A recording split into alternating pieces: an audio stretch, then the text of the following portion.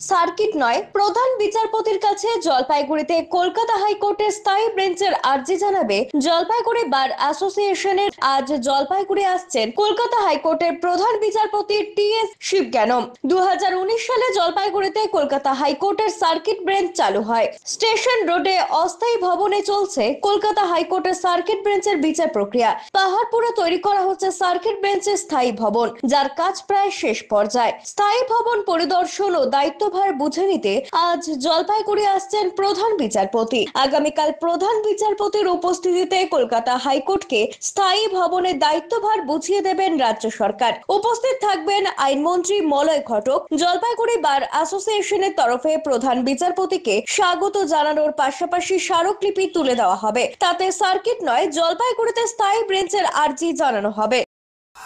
আজ প্রধান বিচারপতি আজ আসবেন।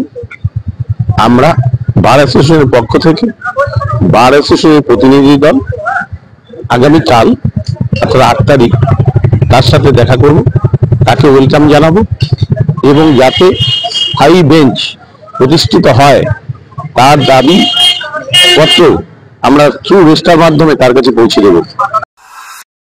পিনাকি শিলের প্রতিবেদন, সিসিএন তরাইটুয়ার সংবাদ।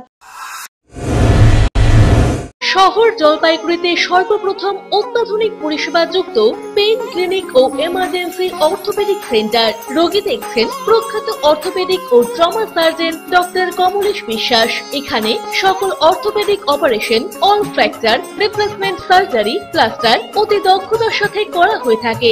বাতের ব্যথা, সায়াটিকা, গাঁটে গাঁটে ব্যথা, অস্থিক্ষয়জনিত ব্যথার চিকিৎসাও করা হয়। এছাড়াও কোমরে, হাঁটুতে, শিরদাঁড়ায় ব্যথা, চোট লাগা ব্যথা এবং নার্ভজনিত ব্যথার নিরাময়ের একমাত্র নির্ভরযোগ্য প্রতিষ্ঠান হলো পেইন ক্লিনিক। পেইনলেস ইনজেকশনের সাহায্যে অতি পুরনো ব্যথাও নিরাময় করা হয়। স্বাস্থ্যসাথী কার্ডের মাধ্যমে অপারেশনের বিশেষ সুবিধা রয়েছে। যোগাযোগ করুন ডক্টরস কেয়ার পলিক্লিনিক ও ডায়াগনস্টিক সেন্টারে, হাকিমপাড়া উষসী ভবনের বিপরীতে, জলপাইগুড়ি। ফোন করুন 9804213375 অথবা 6294156082 এই নম্বরে।